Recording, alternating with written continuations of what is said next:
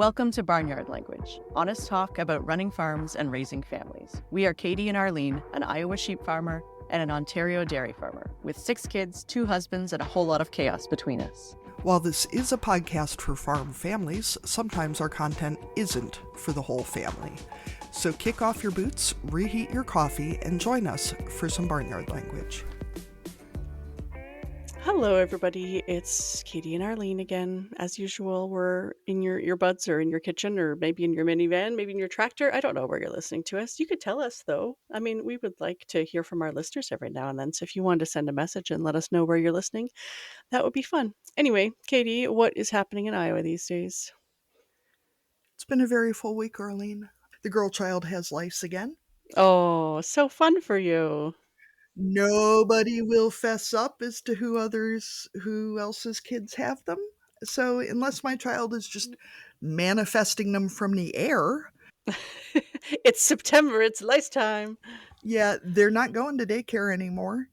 So I had to treat her, and then I had to treat myself because she sleeps in our bed a lot. And when she sleeps in our bed, she sleeps on my pillow. And when she sleeps on my pillow, she's basically sleeping on my head. Thankfully, lice don't like my hair very much because I have a lot of hair, which makes it much harder for them to get at the parts that they want, unlike my daughter, who has very, very fine hair. And probably that's why they like her so much. So does that at least make it easier to comb them out? Or I guess you still have to get the child to sit still long enough to get them out. Yeah. You have to get the tangles out to be able to get the lice comb through. The boy child is very fortunate because he has my hair, so lice don't like him either because his hair is very, very thick at the scalp. And, well, Jim's kind of there's a lack of protective cover on Jim's head for the lice to hide in. Let's put it that way. Yeah. Protective cover. We call it that. Yeah. And now my head's itching just thinking about it, despite the fact that I know that there are no bugs on my head. Ugh. Things are very busy. We started fall calving, and we have 6 or 7 calves on the ground out of teen cows, I think. So we're getting there. We had a set of twins. Oh my god, they're so cute. I will hazard an assertion that Normandy calves are actually the cutest calves on earth. They tend to have big black circles around their eyes. They tend to have a lot of little spots, black or red on a white background, and they're just damn cute. And Are you saying that you're going to compete with a Jersey calf for cutest calf awards? I mean, that is a hard sell for me. I feel like the Jersey calves are just kind of stereotypical. I'm going to go there. They have the eyelashes. I will give you that. But they all kind of look alike. Okay, they do kind of all look alike, but they are adorable. Yeah, I mean, they are cute. Don't get me wrong. I mean, yeah, in a competition of cutest calf, they're all cute. We don't really have to go there. And I mean, I feel like the worst outcome of this is that to prove whose calves are the cutest, we will just have a shitload of pictures of cute baby calves, and that feels like a risk I am willing to take. That's not a bad thing. No, I'm just going to say it. Okay, we'll take to the internet. Cutest calf in the Facebook group. That's what we're going to be doing. Come join the Barnyard Language Facebook group. We're going to start posting pictures of cute calves. Caite, go there as soon as we're done recording the update. I will. We bought a bull this weekend at the North American Normandy Association show, so we're not going to pick him up for... Is he a prize winner? He is a reserve champion. Yeah. Oh, nice. Pretty good. Couldn't afford the champion, eh? Champion was already sold, but out of the same herd, so I feel like that's worth something. Okay, got it.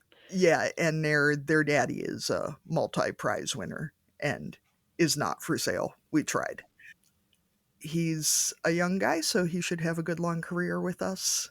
And listening to farmers try not to offend people they don't really know while still talking about whether a short bull can still get the job done is pretty hilarious. The consensus being that where there's a will, there's a way. And if one has an intact bull and a cow in heat, there is a will.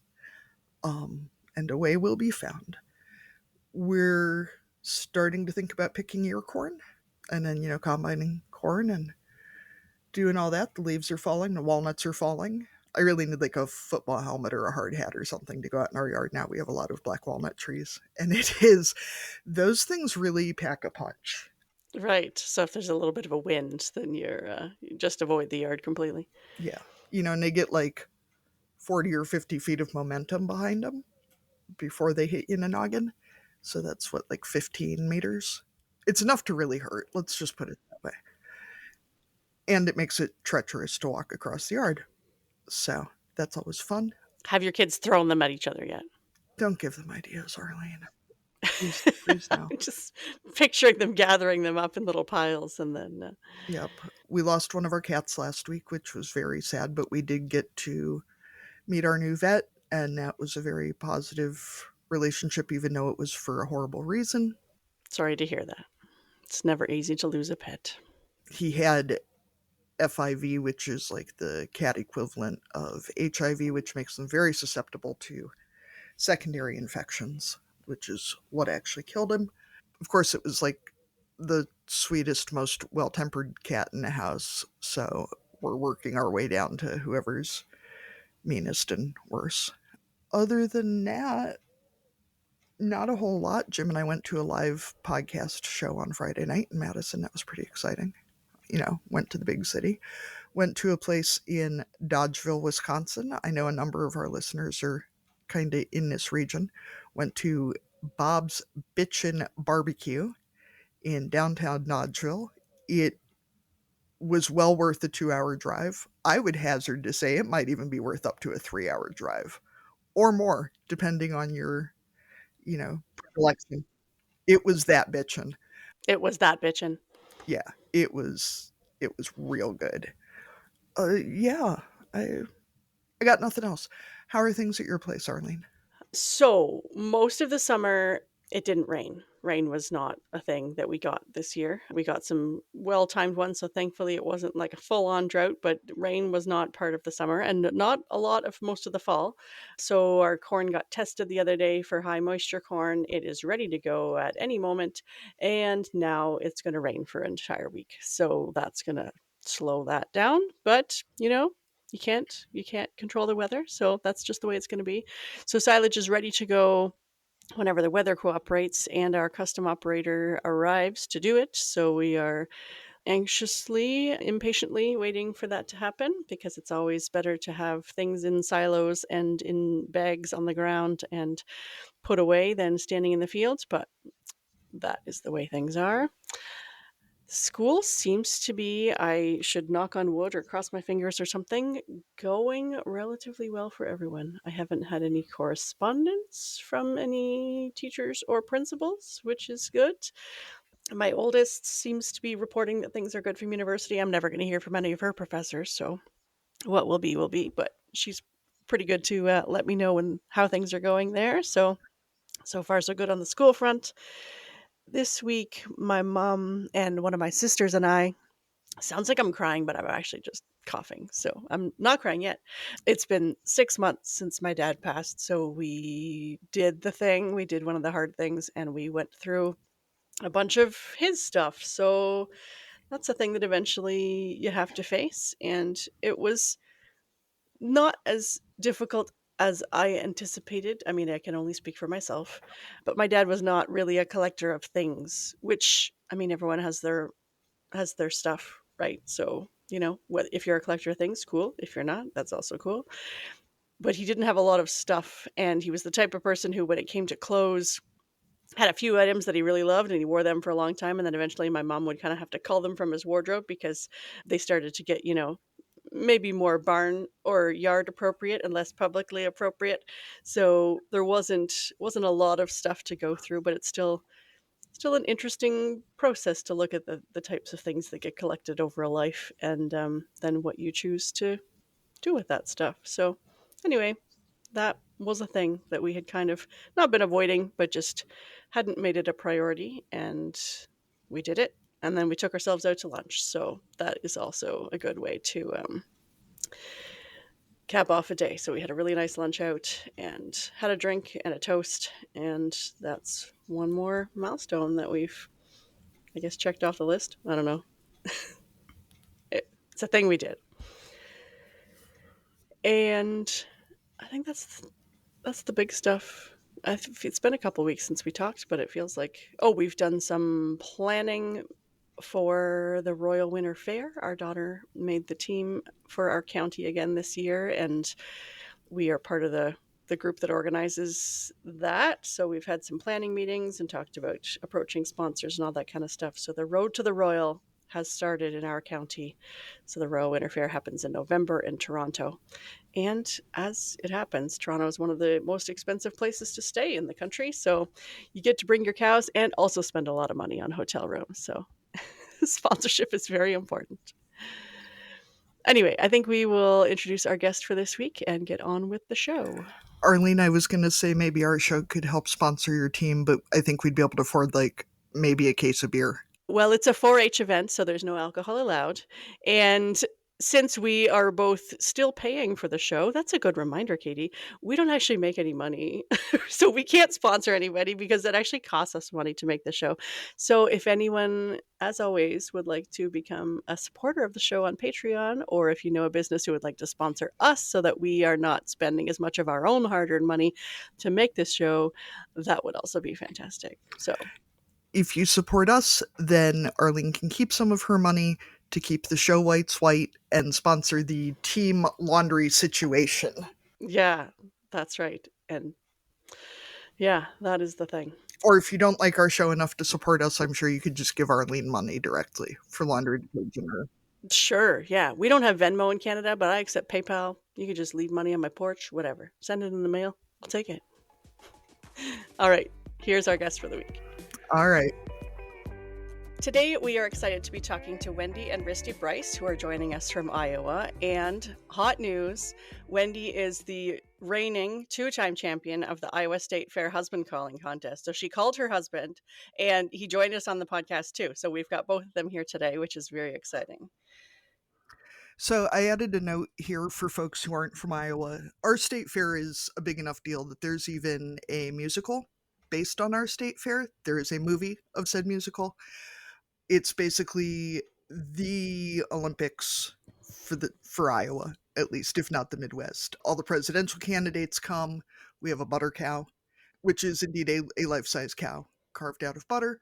So I know most fairs have butter contests, but is there always a cow? And as a dairy farmer, are there different, do they do different breeds, or is always the same kind of cow?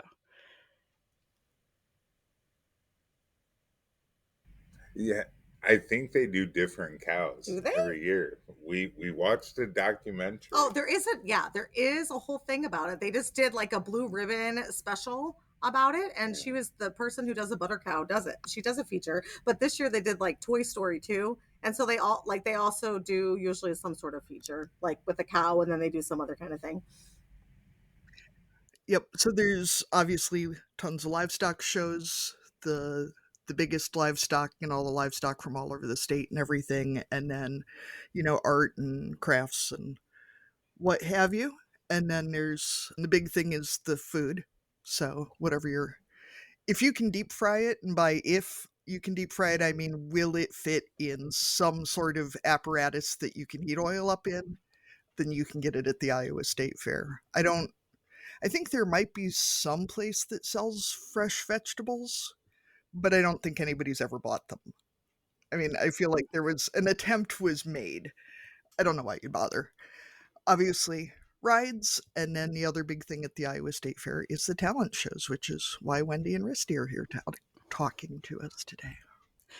So our usual first question for you guys is, what are you growing? So for our farming and ranching and homesteading guests, that usually involves crops and livestock, but it also includes families and businesses. And, kind of a lot of people talk about how they're growing themselves too. So I guess I will ask you that question too. So Wendy, do you want to start? What are you growing? Sure. So I've actually thought of this question because, I don't grow cows or crops or anything like that. But I actually work at the Sioux City Career Academy, and I have the blessing of being able to teach kids who want to be teachers, future teachers, for dual credit courses. So they had talked about like growing your own educators. So I feel like I'm growing future teachers. And a really fun thing is we had 12 brand new teachers who were new teachers who went through our program, who were hired in our district. So that's super exciting to see some of my former students become new teachers this year. So I think there's that. And then the other thing I thought about like growing is just helping people find their creativity and their confidence to do whatever they want, is like growing that within people, because that's just really fun to see. Those are all really important things. And we love teachers around here. So that is fantastic. So that leads into you, Risty. What are you growing?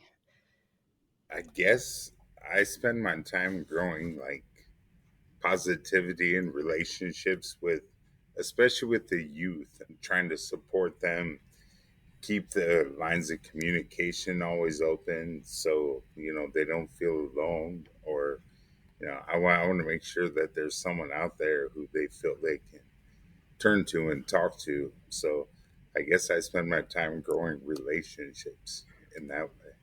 That is so important, especially in schools. And I believe you guys are parents as well. Do you have a child who is growing or has maybe outgrown you, depending on their age?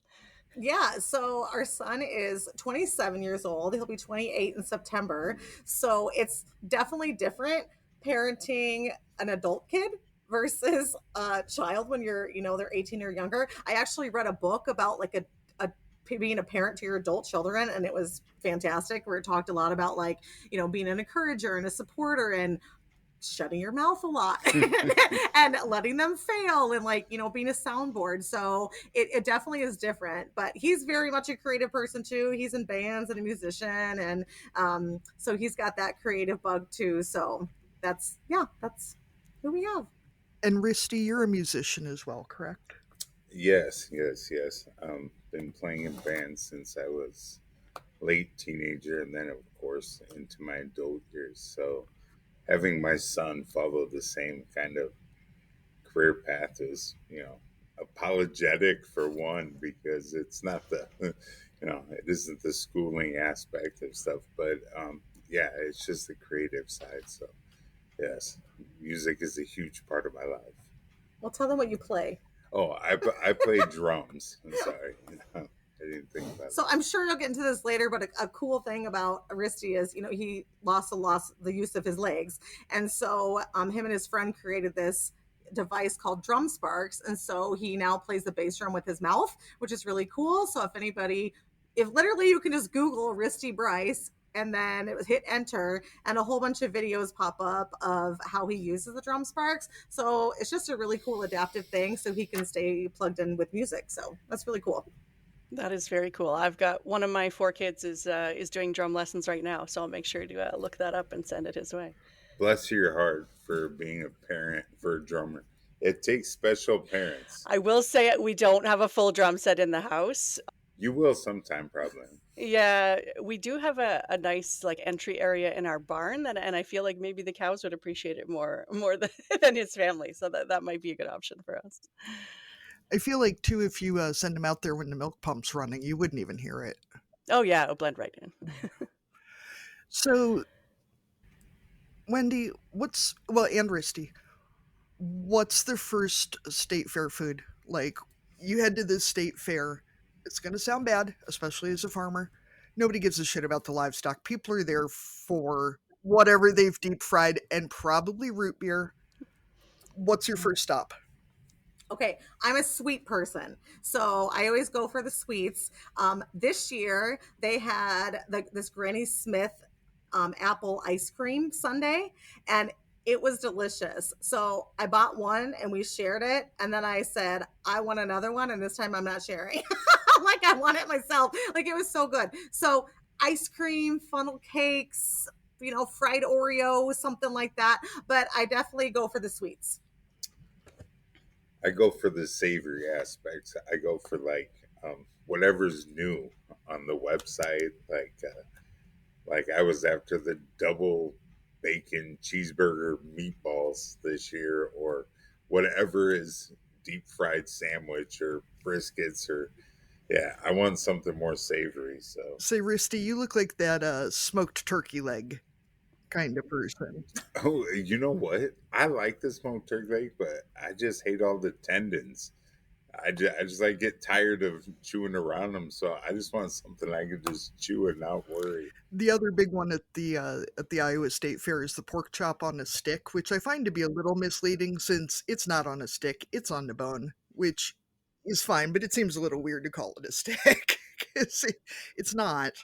So let's talk about husband calling. And for people who have never seen a video or have been to the state fair to even know what husband calling is, first, can you describe it to our listeners so that we can actually have some context for what we're talking about? And then I'm also wondering how you got started in it.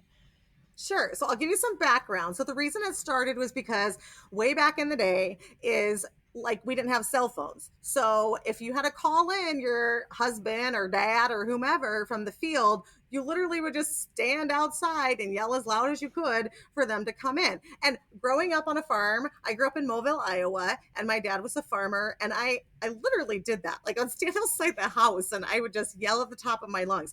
Every single person in my family, we are all loud people. I'm sure you could confirm that we're all very loud people. But like that's something we kind of just found our voice, I guess, on the farm. So now they have this husband calling contest, which is exactly that. You just yell for your husband, and people yell for all kinds of different reasons. Like this year, there was a woman who yelled for her husband about like ordering something from Amazon. You know, there's all kinds of different things that they do, but it's just like a silly little contest to kind of, I guess, pay homage to, that kind of calling back in the day.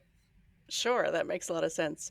So I'm coming from the context of I'm married to a livestock judge. So is there a scorecard? Like, do you have specific criteria that you have to meet, and like what's the breakdown of that? Sure. So I haven't actually seen the scorecard, but what they do is they pick three judges from the audience, and the judges don't actually see you. They're faced backwards. So all they're doing is hearing you. And then there was someone who asked like how we were actually judged this year. And so the person who organizes it, she said, you're judged on first impression, last impression, and like difficulty. Okay. So I don't know if they score. I don't know what they do on their card. Right. Maybe depends on if they're picking people from the audience, it probably changes maybe year to year. Volume's not even included in that list. No, I mean, but you definitely have to be heard and like understood. I think that definitely makes a difference is you have to articulate, you have to be understood, and yeah, be loud and annoying. Now, are there certain names that are easier to call than others? Like, are there some people who have some more difficult husband names that would be like, do you actually call them by name, or is it more just a like, I think most people do call them like their like by their husband's name if they have a husband. You don't have to have a husband either. I think a misconception is I don't have a husband, so I can't compete. I'm like, y'all, you know what? Here's the requirement: you have to be 17 years or older. That's it, and it can't be over a minute. Like that, and it's got to be appropriate, but other than that, like there's really no requirements. But I think if you have a 2-syllable name like Risty, Gary, Harold, those that like really helps. yeah, like a Bob is going to be harder too. Yeah, I mean you could be like Bob, but I think it's like Bobby, then you can do a little bit more with that. I know I saw this year too, there's a mom calling contest for kids to participate in, which I think my kids would be pretty solid competitors in. Yeah, they've actually had the mom calling contest for quite a few years, and they're like we started that at our local and Monona County Fair too, and so it's just interesting because they're usually calling like, "Mom, I need the toilet paper change," or "Mom, can you take me to the swimming pool?" So it's just really cute. Yeah. So how did you end up getting started in it? What made you think that you wanted to compete? Okay, when I was a small child, I would always watch Iowa Public Television and the fair highlights, and they would always showcase the husband calling contest. And I was like, I'm loud and I could totally do that. So it's always like, maybe someday I'll do it and try it out. Well, finally, 3 years ago, I was like, I'm just going to go down. We took my parents. My parents were almost 70 then, had never been to the state fair. And I was like, we have to take you to the state fair. So they came down with us. My dad ended up participating in the hog calling contest. I don't remember what he placed, but he did get a ribbon. And then I ended up getting fourth place that year. So I was like, okay, cool. Like that was fun. Like I got fourth place. Awesome. I'll try again. So I felt like once you show up, you got to just keep showing up, you know? Like if you think of some of these icons like Bonnie, who was 96 years old and competing for almost, 40 some years, and some of these people, like people just know, I'm like, I feel like once you go, you're kind of addicted. You just want to keep going again and again, no matter what place you get. So that's kind of how I got involved. And then last year I got first, and this year I'm like, okay, I'll try something different. And then I won again. Wendy, you just really unlocked a core memory with the Iowa Public Television Fair highlights, because there is at the end of every evening the public TV they do the highlights from the fair for that day, for that 10 days of the fair, and it's really a who's who of the state of Iowa, which is saying something.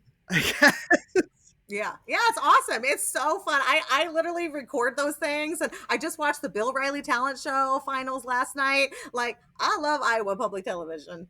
So do either of you compete in any other events, or is husband calling your main competition?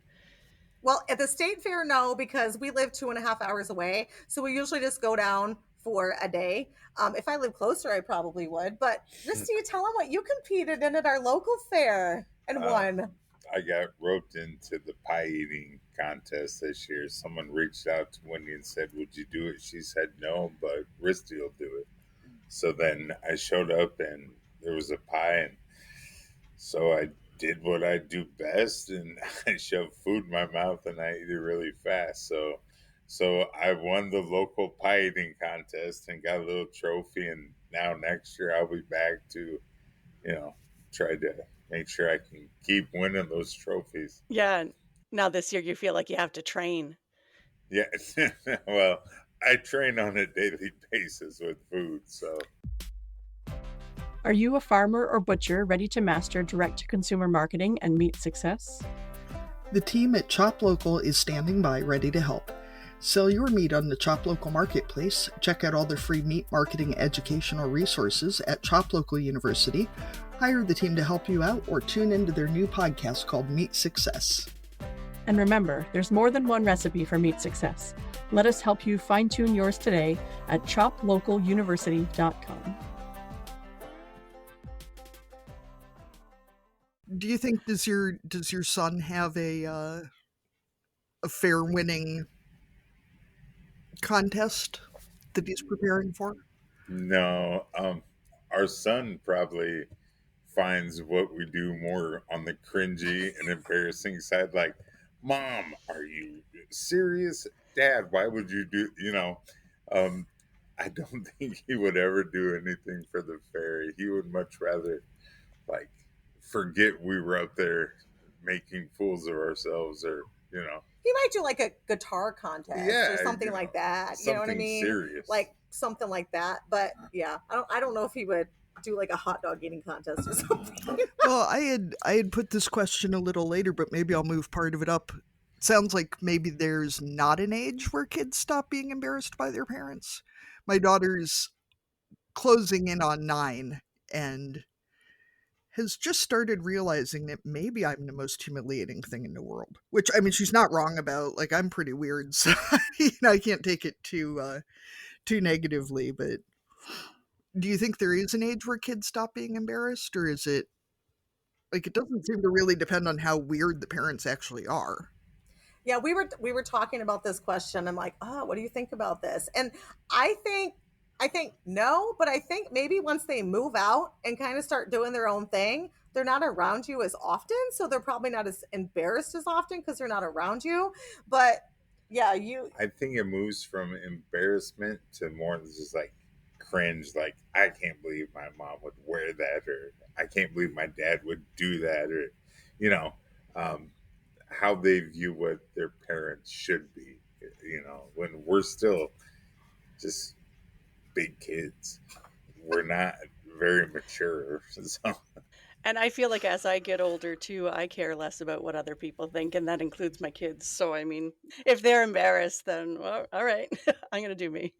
So, Wendy, I kind of put you on the spot about creating sort of a special barnyard language exclusive, family inclusive, spouse agnostic call for our listeners if they need to. A lot of us live on farms, and sometimes even if you don't live on a farm or have a spouse or kids, you still need to yell at somebody, so could you maybe roll that out for us? We'll have to get a special clip of this too for our so people can go back and practice.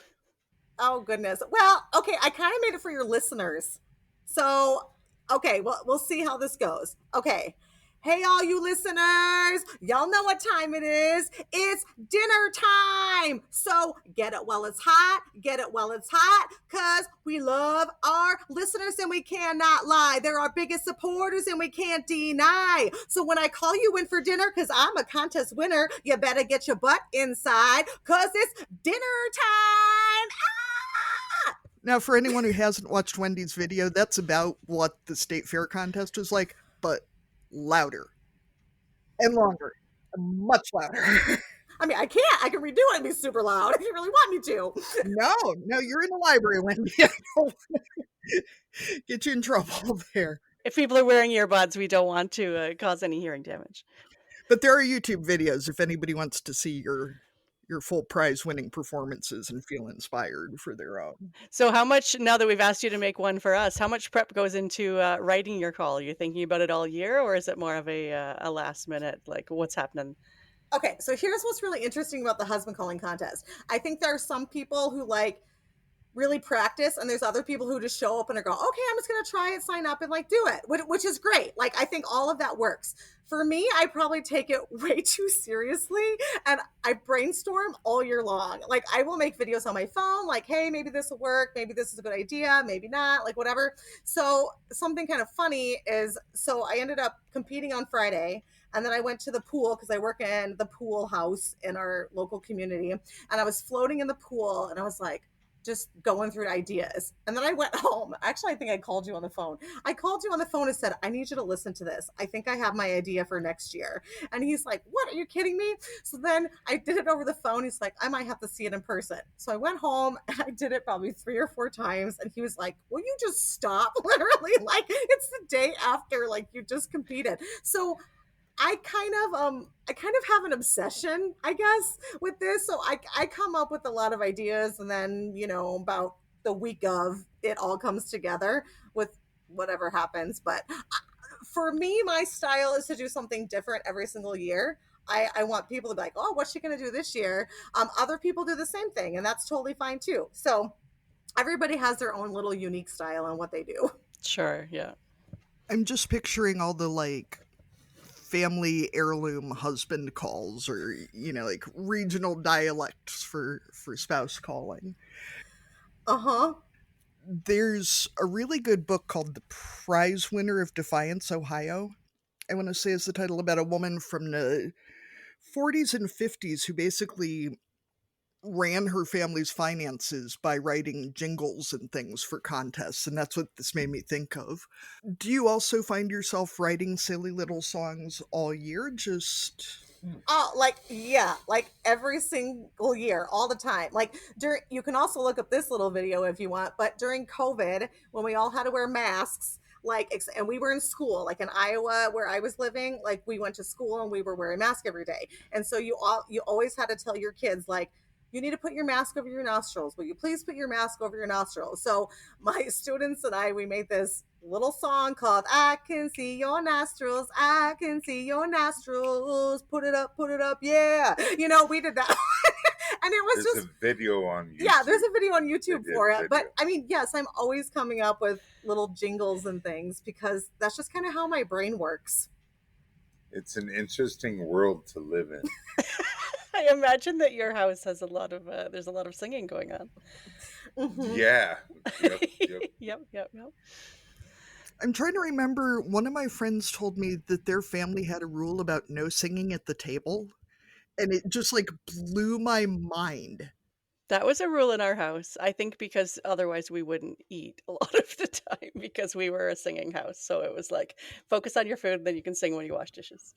Yeah, I don't think it was you or your sisters, I think it was someone else who told me, but it was in more of a, like, "This is not polite, appropriate behavior," and I was just like, "What?" Like, "What do you mean you're not making up weird songs all the time?" Can't imagine why my kids are embarrassed by me.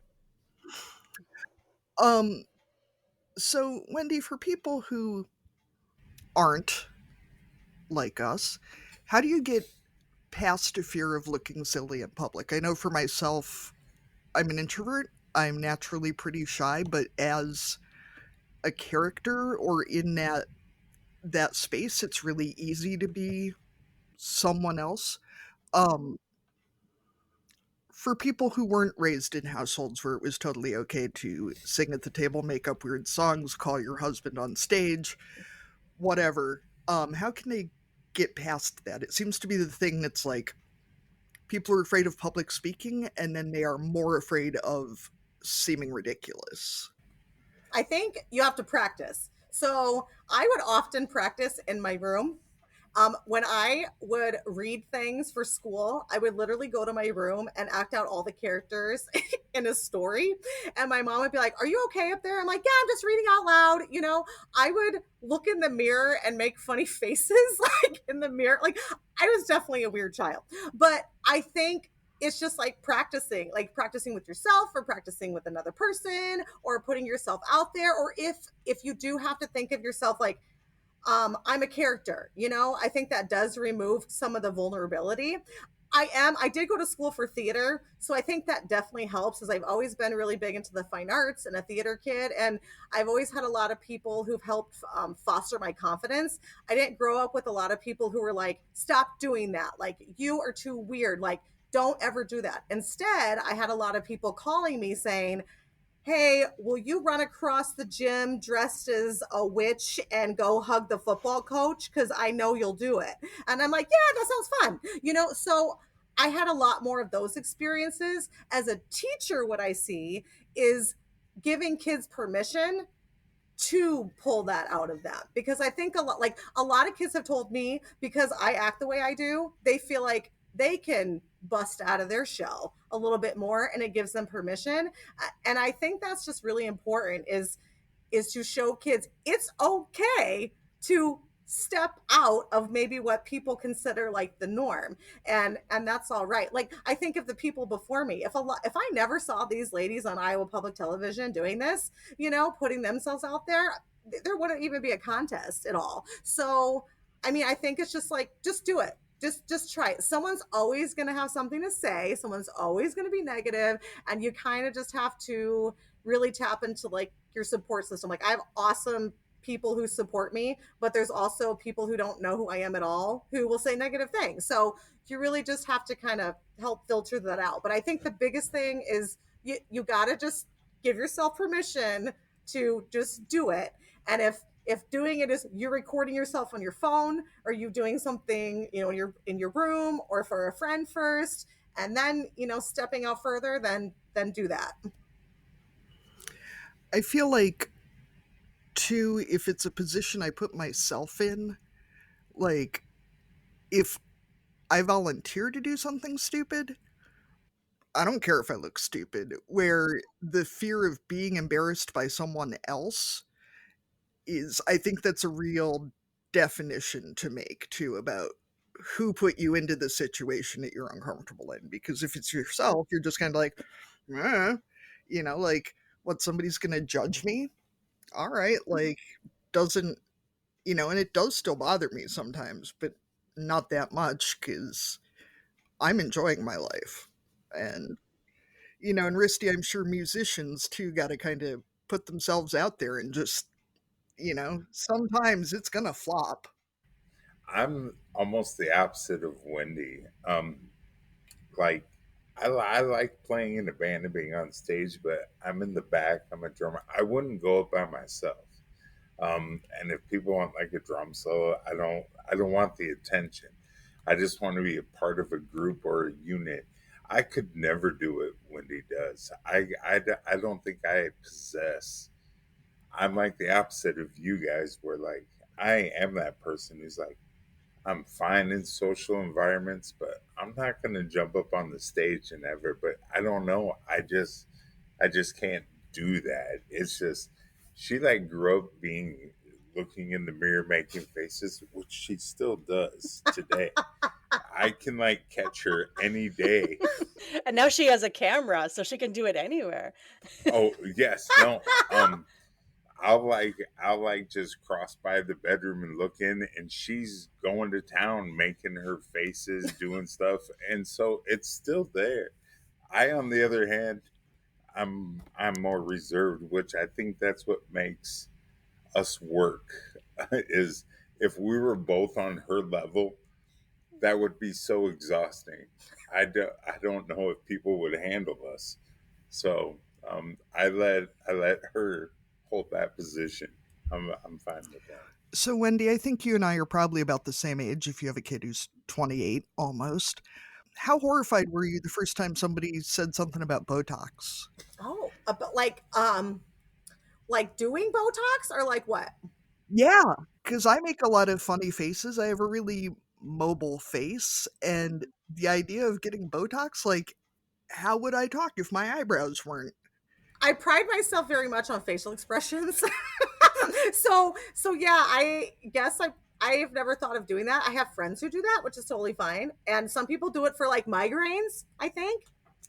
Yeah, like, more power to the folks who do it, but it feels like when at my wedding and I got my nails done, and the woman was like, "Well, did you want me to take your calluses off?" And I was like, "No." Like, that's what the idea of facial Botox feels like to me. Like, I would stop being me if my face wasn't like this. Yeah. And I'm good just let the wrinkles come in. Like whatever. Like Anything that requires any maintenance is not going to be good for me. That too. I've started making a lot of funny faces when people are taking pictures too, because if I try to smile, I look like I'm dying of something. But if I make a bunch of faces right before they take a picture, I can usually manage a normal people smile. Or they capture the face. Yeah.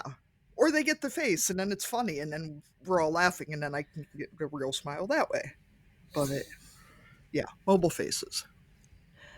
So, as a parenting podcast, we often end up asking our guests about that time when they first became parents, because it is one of those kind of like life changing, pivotal moments, in whatever way you become a parent. So, I guess since we've focused on Wendy a lot so far, I'm going to ask Risty if he wants to go first. When you reflect on the time when your child was first born, what do you think about how that changed you and how that changed your relationship? I have no idea because I met my son when he was 10 months old. Okay, so you became a parent later on. Yeah, that's very cool. I met Wendy previous. I knew she had a kid. So then when we started dating, like I knew immediately what I was going to get into. So the thought of fatherhood or being a dad or being a figure, it did change my life because the way I was living made me think differently because now I'm going to have this little guy looking at me. And I'm extremely blessed by the like whole situation. So I didn't live with my dad growing up. He left when I was really, really little. So I had a chance to now be the dad that I didn't have growing up to try and be there for everything. And then the powers that be, I was blessed that um, the previous biological father wasn't involved in the picture at all. So I got to take that full place of just becoming dad. And it didn't take long for me to see um, my son as my son. Um, you could tell me we're not blood, but I won't believe you, and I will, I will go down swinging.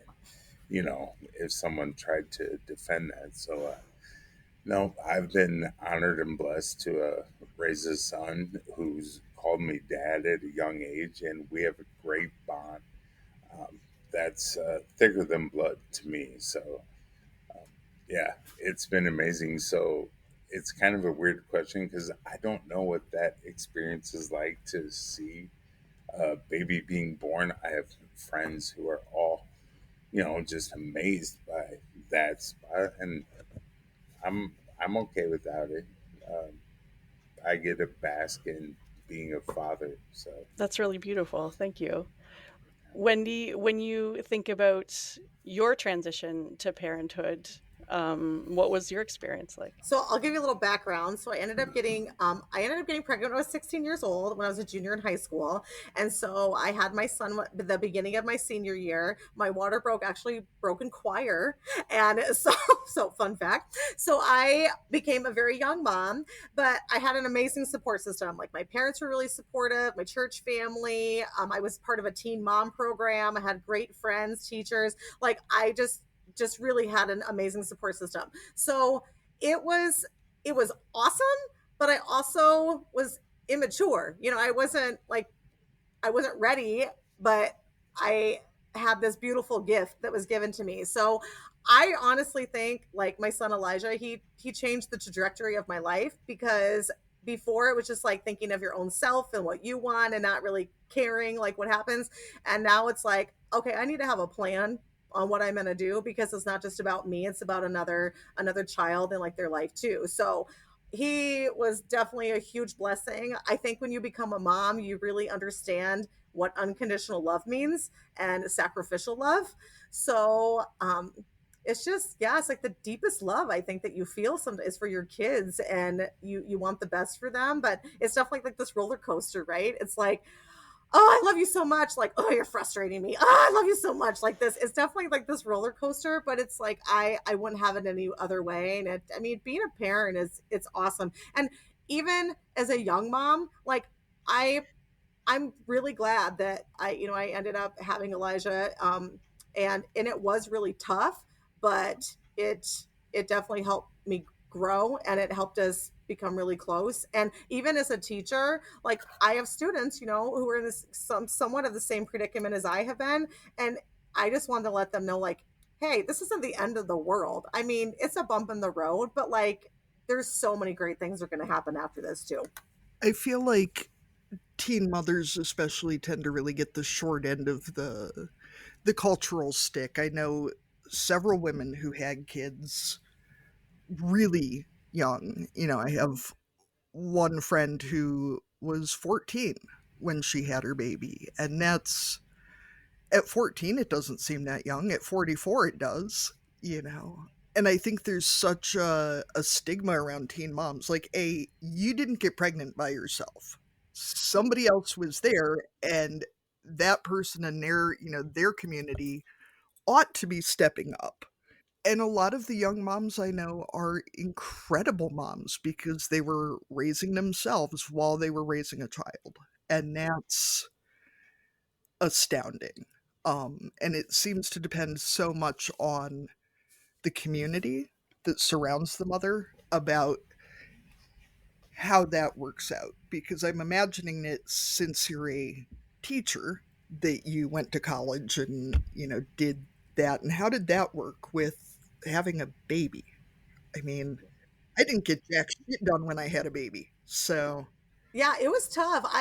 One thing people say, do you have any regrets? One thing I do regret is I was working so hard to get my degree and working on paying bills and stuff. So I missed out on a lot of my son's childhood, which, I'm really sad about. But I'm really thankful that Risty was in the picture, because he filled in a lot of those gaps. So because he was there and he, was taking care of Elijah a lot, is I was able to go get my bachelor's degree, and I was able to like, I worked overnights as a waitress. And so I was able to like do those things too. And there's sacrifices that have to be made so you can get to like the next level in life. But I'm really thankful that I had, Risty and my parents and other people who were just like really good support system. And the other thing I would say is I didn't have a lot of people who were like shaming me for things at all. Instead, they were like, look at you, you're going to get your degree. That's awesome. They weren't like, wow, you're not spending enough time with your kid. Like, you're a horrible mother. I wasn't getting those messages.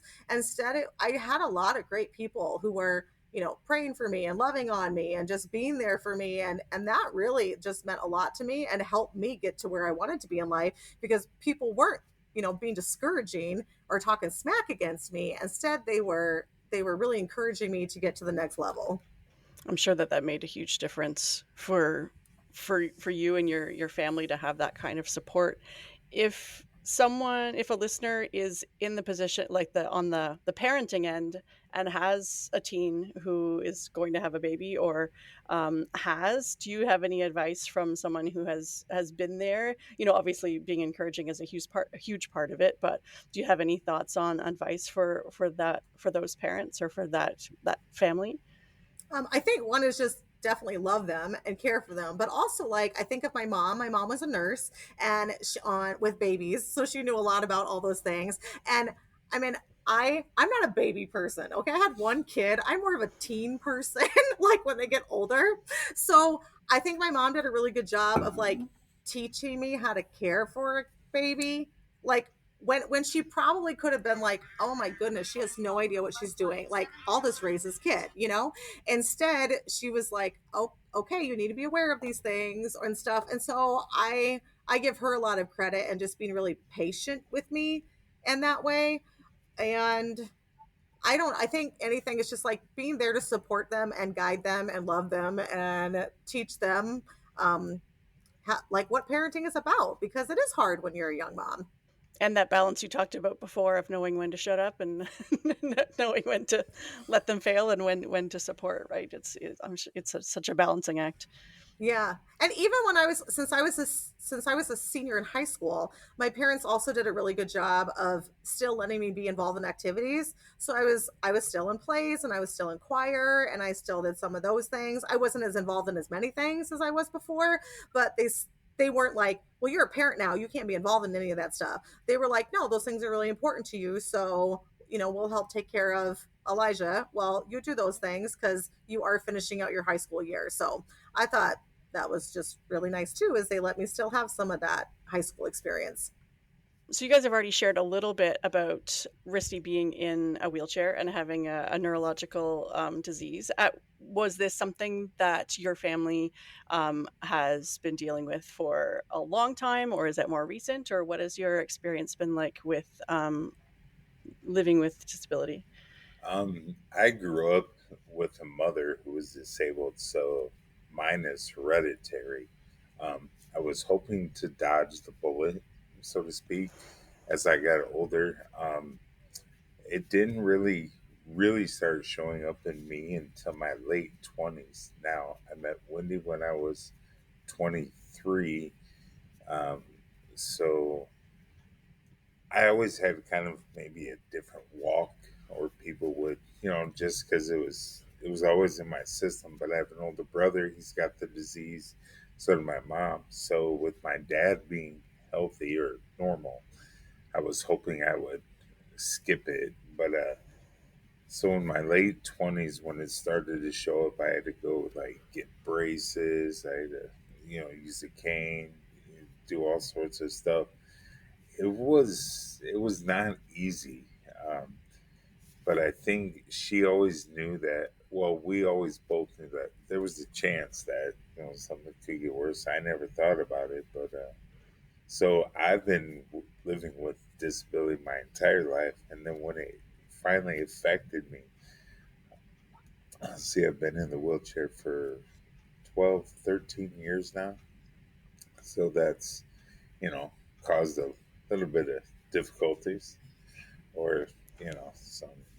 Well, we're working on getting our house, like adding a handicap accessible like bathroom and kitchen and all of that too, just so it's easier for him to move. So I mean, there's definitely been different accommodations we've had to Yeah. make, different power chairs and medical things that way too.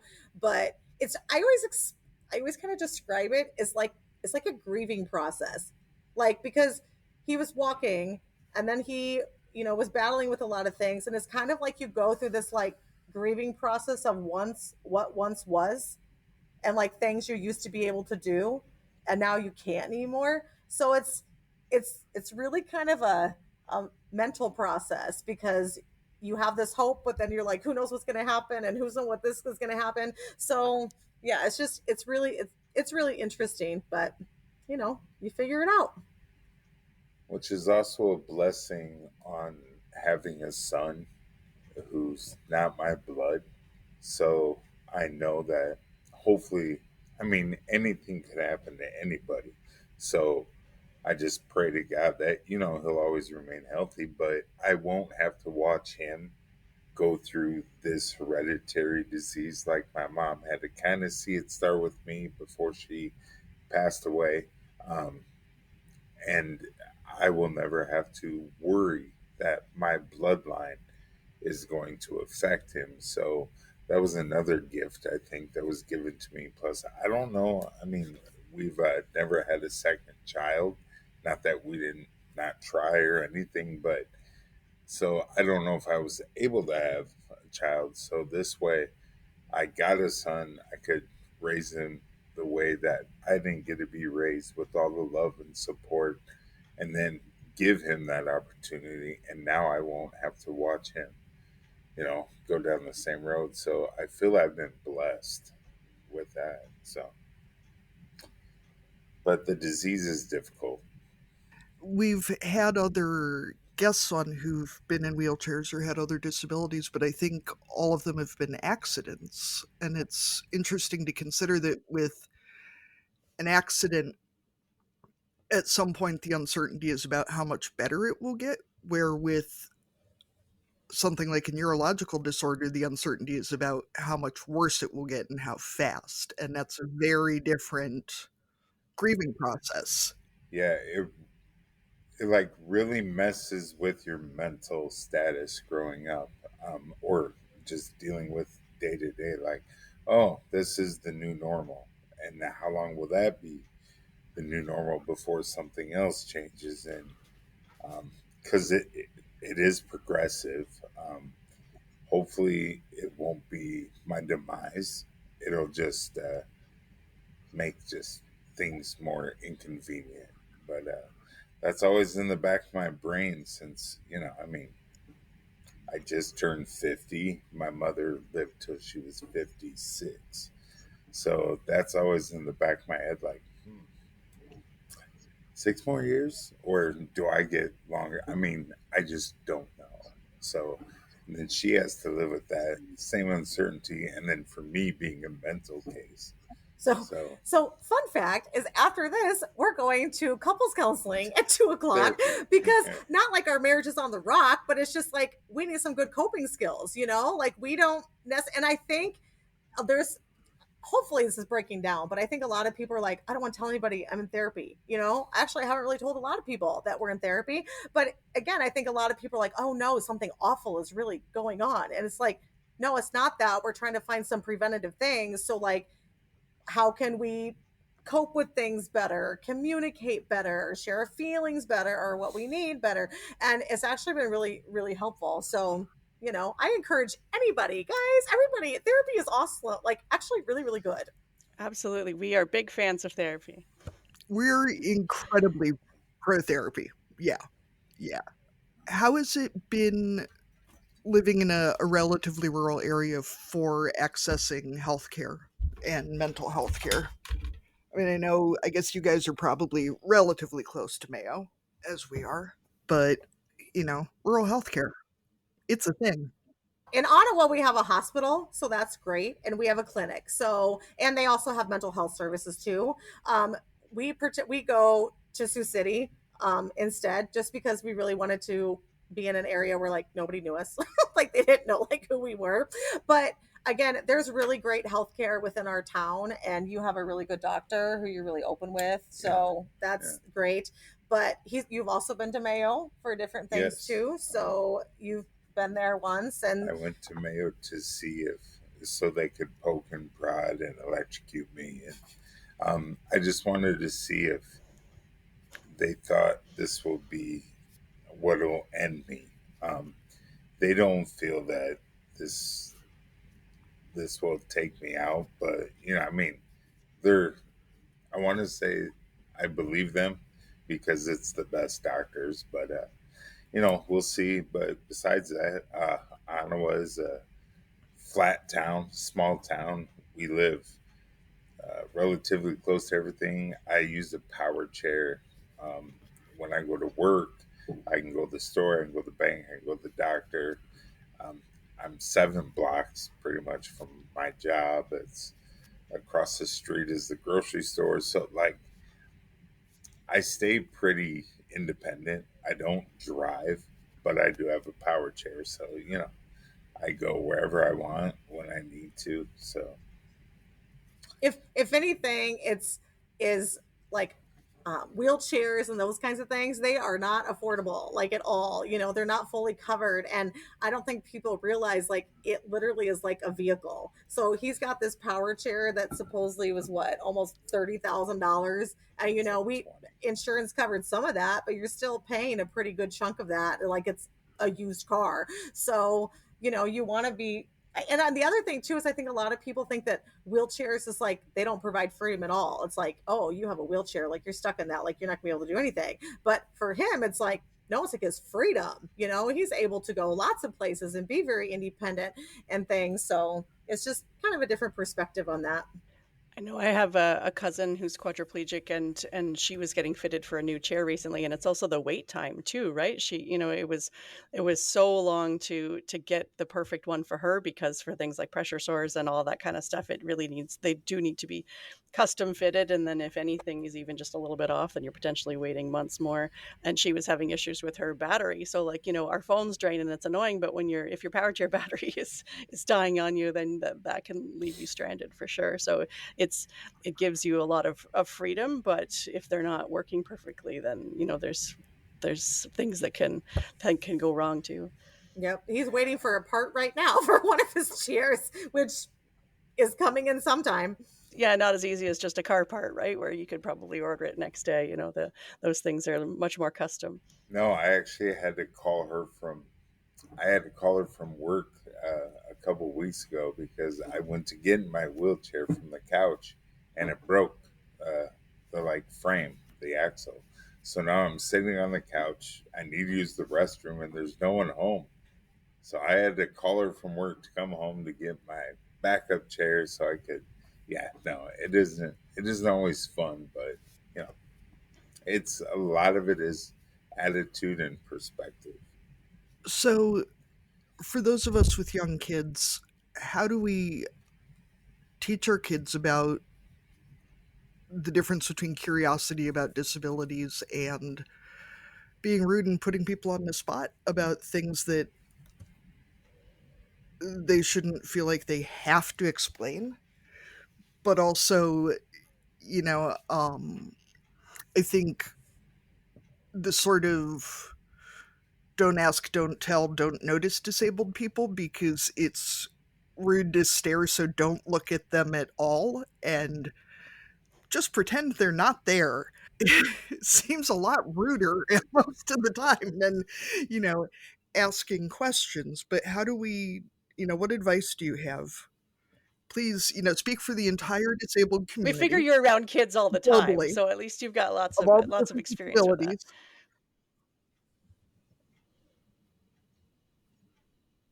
So, starting off as a kid who wasn't disabled, my mother was part of the handicap committee.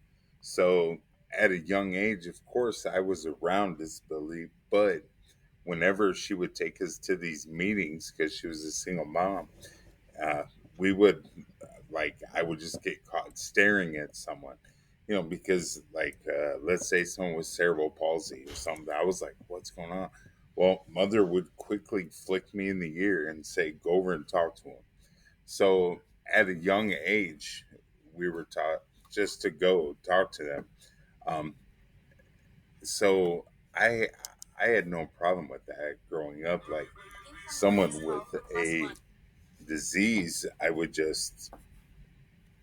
see them differently. But as being in a wheelchair, I think if there's a kid who's staring at me, I know they're going to stare at me. Um, I can either make them uncomfortable and say something back, but as a parent, encourage them just to go say hi. And don't stop them from asking the They're like childlike questions. Like kids are like, "Why are you in a wheelchair? Why aren't you walking?" Well, because my legs don't work like yours do. Let them explore those curious questions because they are the most honest when they're young. They're like, "What's or if like someone has a deformity, a kid is going to be curious. Being someone who's disabled and knowing that you have a deformity, knowing that you're in a chair, they're staring or people notice. Let them ask because chances are, once they ask a question and then once they explain it, then the next time they see someone with a deformity, or they'll feel more comfortable to just say hi or just see them as just a person, rather than the like oddity or the disability. Like I bring him into my classroom all the time to talk to my students because a lot of kids they didn't grow up with maybe somebody with a disability, or some of them actually do. And so he talks a lot about like him growing up with a mom with a disability. Like Risty used to have to leave high school and go help like clean up his mom. Like he used to have to take his mom and give her a shower. I did not grow up with that at all, but I look at him and go, wow, for some kids, they have to do that. Or I just think he offers, it's important for people to share their experiences. And the other thing too is every time I'm like, okay, kids, what kind of questions do you have for Risty? They always say, can you tell me about your tattoos? They don't even have questions about his disability. They have questions about like, tell me what kind of records you have or what's your music. So it's not like looking at people like just for your disability. It's looking at people as like, oh, that might be something you struggle with or something you have in life, but there's so much more to you than maybe a wheelchair, whatever, kind of disability that you might have. So definitely I think it's about educating and sharing stories and asking questions. And like we were in Chicago once and he was in his power chair and there was a kid who was looking at it and a parent was like, don't even like keep on walking. And I remember I was like, no, you can ask questions, that's totally fine, because again, you don't want them to be scared of people, you want them to interact with other people. So I think definitely encourage curiosity or come along with them and say, hey, do you mind if I ask you a question? Then I think that's great. I've been following some Instagram accounts that are a lot about not infantilizing people, especially with mental disorders and, or with developmental disorders. And I think there is this vision that anyone with any sort of disability is sort of small and weak and less generally.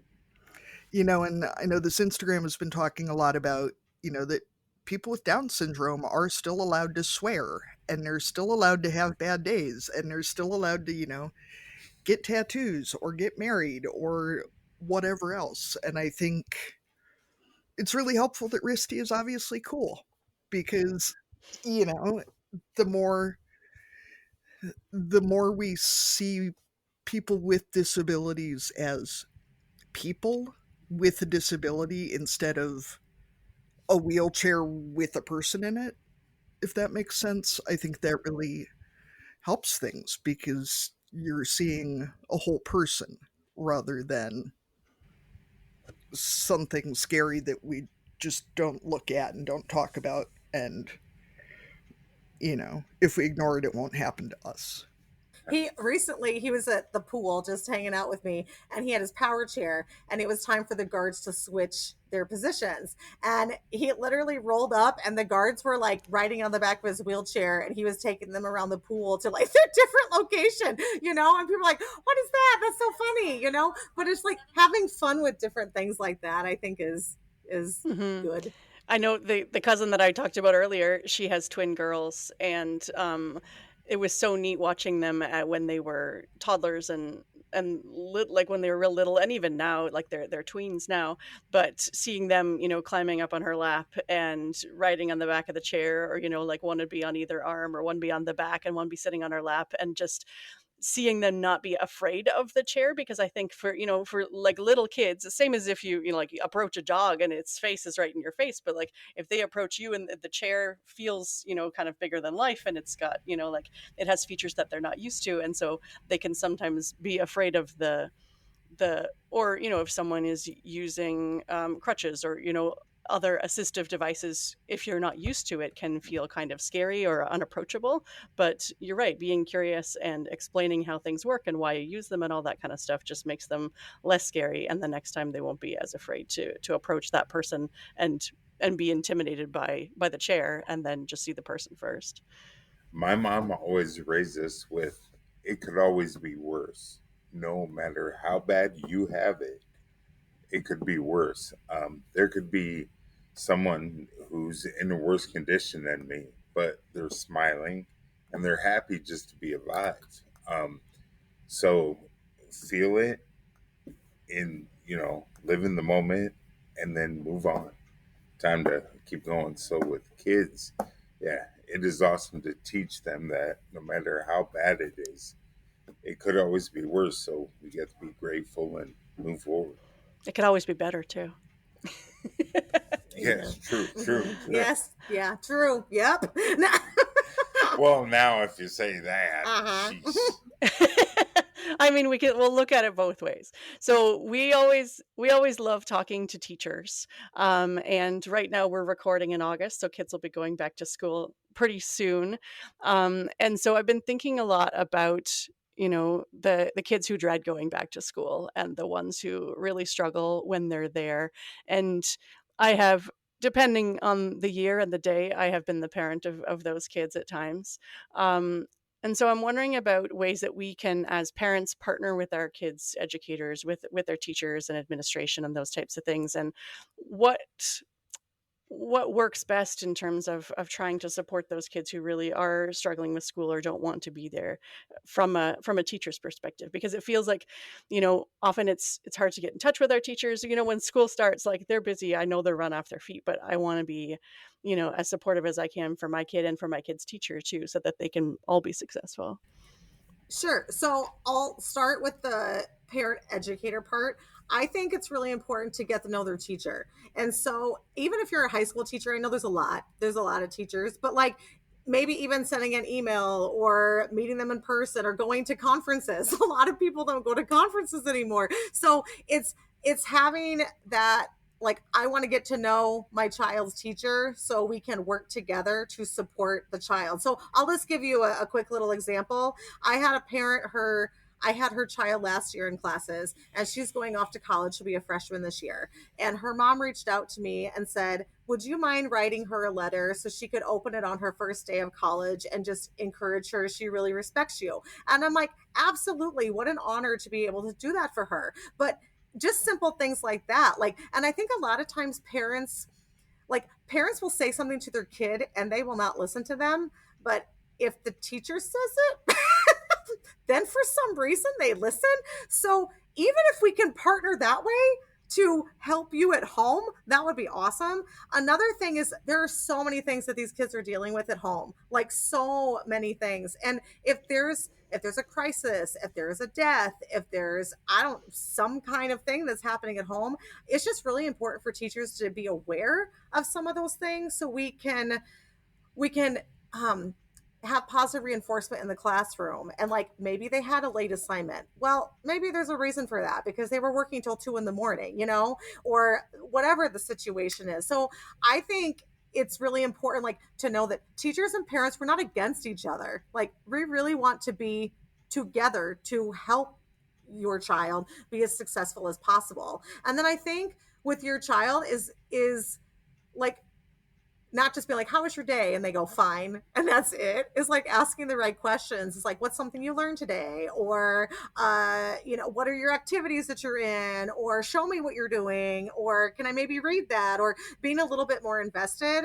I think since I teach kids who want to be teachers, one of a fun assignment I have my kids do, and I love watching it, is I say, you need to go home and talk to whomever you live with, and they have to be at least 15 years older or more, and ask them what was school like back in their day.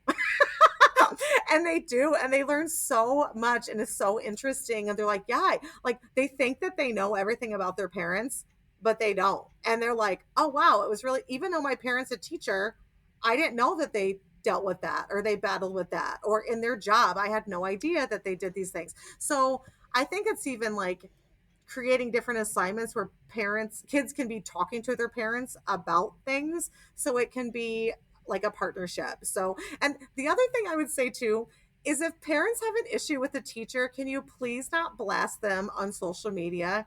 Can we please call them, email them, go talk to them in person, do something like that instead of just blasting them on social media? Because that always drives me crazy. I'm like, oh no, this could have been prevented if they just had a little conversation.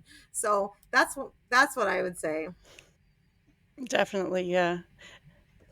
And that's not going to do anything to build the relationship going forward either if they find out about that, and usually they do.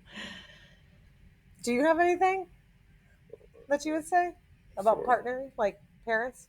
Oh, yeah. Well, I work in a like recovery situation with like kids who are behind on credits, or they've kind of chosen the wrong path at sometimes during school. The best thing for me with some parents is, um, please understand that maybe your little Johnny wasn't innocent in maybe said situation. Like, there is a possibility that your child is not an angel as he is at home, or could be the cause of a situation. Yeah, sometimes we have to fight battles with parents who are don't want us to blemish like the look of their child, even though their child was you know the aggressor or the one that caused the problem. So sometimes that can be nice to have support from a parent when they know that their child may have been the issue. So Right. Yeah. Yeah. To not be naive to the fact that the story you're hearing may not be 100% true. Oh, my question was, what gift do teachers actually want? Because there's all these, like, I mean, obviously there's Christmas, and you want another mug or apple themed item, right? I've been told that it's not appropriate to bring booze to the school.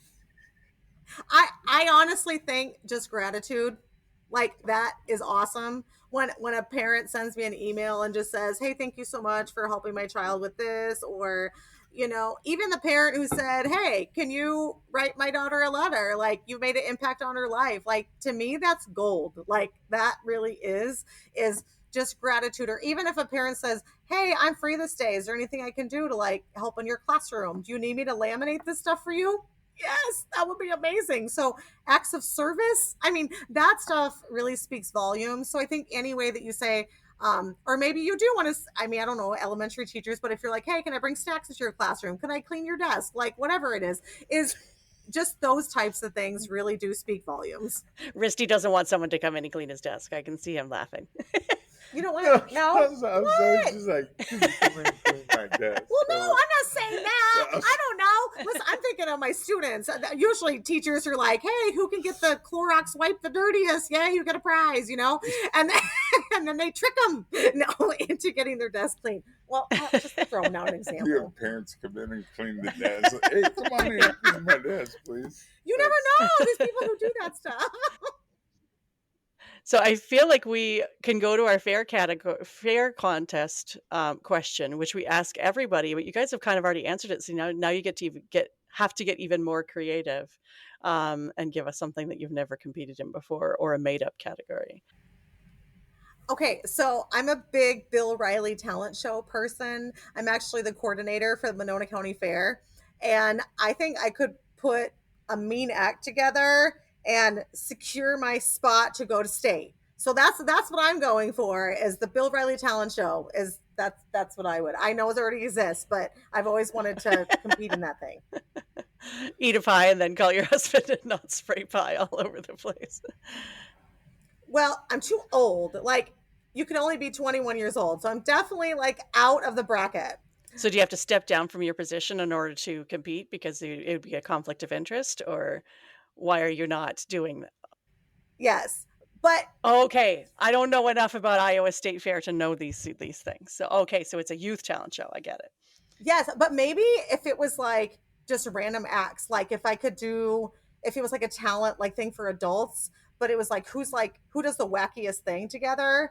Because I could like tap, and then I could do a musical piece, and then I could do like, I don't know, an operatic thing, and then I could do some other kind of dance, and like, You do that right now. yeah, I do Yeah, this I every day know. of my life. Yeah, but I don't know if there was like wacky act, then maybe that's what I would win. Oh, she's gonna start planning. She's gonna start planning this week, Risty. I think mine still involves food, but I like the strange combinations, or like what wouldn't someone want to eat? Oh, okay, so more like a fear factor type situation, or like the hot wings contest, or Yeah, but like, well, sure, but like actual food, like I like to eat a lot of weird food combinations that people will tell me what their grandparents used to eat for snacks or something. So I like to take things and mix them that like people wouldn't normally think of, because you don't know until you try it. It it might be good. So mine is still with food. T- tell him the weird banana thing you ate with like beans, or what was on that thing. Oh, you take a banana and you like carve it out and you put baked beans and ketchup and cheese on it and melt it. And it's, yeah, pretty good. I didn't mind it. so is the banana then warm? Like you heat up the whole thing? Yeah, yep. Just like put it in the oven till the cheese melts, and I'll eat weird things like that, or a mayonnaise, onion, and peanut butter sandwich. Just anything that's different to try it. So I think I would go with that. Yeah. All right, we will go ahead and move into our cussing and discussing segment. And if you're a listener and want to submit yours, you can use our speak pipe or our email to submit either a message or a voice memo. Katie, what do you have to cuss and or discuss this week?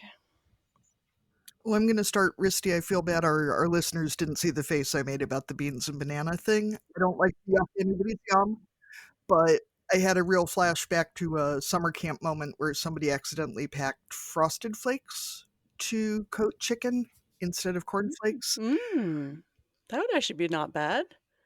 No? No, no, too That sounds good. done differently. It might, if I had been expecting Frosted Flakes, it might have been okay. That seems like a wonderful delight on accident. I might have to go home and try that. You go right ahead. I mean, I can see ways that it could have been good, but it was not. My mind is reeling. It makes me think of like a coconut shrimp type situation. You know, when they bread it and it's like a little bit sweet. I think it can work. Oh no, this was a lot sweet and kind of raw because chicken over campfire with kids. Okay, well that doesn't help you. No, my actual cussing and discussing is that there's so much bad news and there's so much horrible shit. So I like to really focus my social media consumption, especially, on things that are not horrible, because the horrible stuff filters down in no matter what you do. And this week I came across possibly the most wholesome Instagram account that doesn't just feature zoo animals. And yes, there's a fly. There's an account called Cosplay Repair Dad, who is a guy who goes to cosplay conventions where people have made their own costumes, and often people have put immense amounts of work and money into these costumes. But throughout the day, things tend to fall apart, the same way theater costumes do, and whatever. So this guy's whole hobby is that he goes to conventions with his glue gun and his staple gun and a sewing kit and whatever, and just helps people repair their costumes. And it's just such a small, simple, we think of all these huge things that we have to do to help people. And there's such a like, we need to feed starving orphans, or do these huge things, and this guy is bringing so much light and joy to his little corner of the universe by bringing his glue gun. And that, just watching the videos of these people's faces, where their costume that they've put so much time and effort into has had a problem, and watching their faces, this rando stranger shows up with the glue gun, is just, it was a really nice counterpoint to everything else that is going on in the world. you know so Risty, what would you like to cuss and discuss? I guess just like not being willing to listen to people or understand people, giving people a moment to just be nice to someone. I mean, it doesn't take much to smile and just say hi, or you don't have to have a half hour conversation with everybody, but just a simple um, yes, ma'am, or thank you, or just kindness. It's uh, like you said, this world we're in right now is just, we're so far detached from like human interaction and human kindness that I don't know, like it's just sad. Uh, Either that or like all the bad music being made today.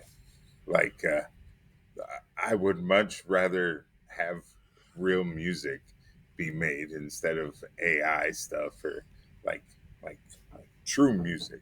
Yeah, the robots could do some stuff, but they could stay away from the music. leave that to the humans. Yes, yeah. So I don't know if I answered the question correctly or anything, but I'm gonna go with that. Okay, so I do have things to say. So after I did this husband calling thing, This is not surprising to me. yeah, I know, me having something to say. So like, the whole, you're talking about the whole social media thing, is people post the rudest things for like no reason. So for instance, like I was scrolling through some comments and one person was like, I hate her. And then I just responded and it was like, why? Like, you don't have to hate me. Like, it's just for fun. Like, it's all good. So, but it's just like people's audacity to have like, I hate her, she's this or this. And then it makes me just think of like students and stuff that they read or like they're obsessed about, or like bullying or whatever it is. I'm like, I don't even know how you filter through all these things without, taking it to heart sometimes. So it's like, y'all, like, I remember growing up and my parents were like, if you don't have anything nice to say, don't say it at all. If you don't have anything nice to post, then stop. Like don't do that, Like, so I think it's just those things. It's like, you don't know me. You don't know people's character. You don't know what they're going through. So try to put yourself in another person's shoes. But I do have to give a shout out to my students, because my students are amazing. And they're like, leave her alone. She's a great teacher.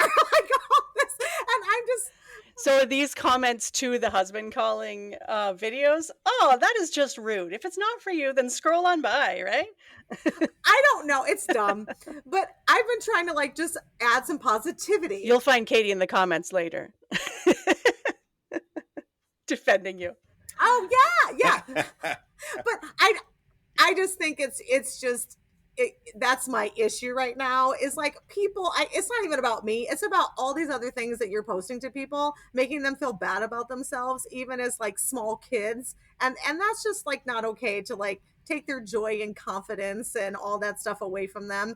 Is just be nice and joyful and sweet and kind and compassionate. Like, that's really what people need. Yeah. And not everything has to be for you. And if it's not for you, then that's fine. Go find the thing that is for you. Arlene, what do you have to cuss and discuss? So mine is a positive one this week. My two middle kids, who are 17 and 14, are in the tech crew for a local youth theater production. And so we went to opening night the other night, and I just think theater kids are the cutest. And like the joy and there was, of course, there's, the children's roles. So there were these little kids who were like, 6, 7 years old in the front row, just singing their hearts out. And the talent on some of those, on all of them, but some of the older kids who are really just showing what they have to offer the world is just beautiful. And an added bonus was we're doing a Canadian production, which is important to them this year. And the two playwrights and composer of the play that they were putting on actually traveled to our town, which is it's a little 100-person theater. Like the old train station got turned into a theater. And so they came to watch both. They did 2 casts, so different kids got to be the leads depending on the night. So they came not just for opening night, but they came so they could watch both both crew 1 and crew 2 perform, so they could see everybody in those leading parts, and we're in the audience for both of those opening shows. So I just thought that was amazing for all the kids, and such a generous act from the people who created this production too. And I am also just giving a shout out to all the grown-ups who have the patience and the vision to channel all the energy of all of those theater kids, because that is not an easy thing to contain either. I'm sure that Wendy has been involved in those types of things before, and there's a lot of enthusiasm, but it takes some structure too to make it all come together. So we want to thank you both for joining us today. If people want to see you husband calling, or I don't know if either of you have social media presence, any of that kind of stuff, if there's anything you want to share with our listeners, this is your chance to do it. So I'm on Instagram, Wendy Joy Bryce, and also on Facebook, Wendy Joy Bryce. So that's how you all got in contact with me. And I also, I have our Sioux City Career Academy Future Educators. So if you want to know what future teachers are doing, there's an Instagram page for that, and also a Facebook page as well.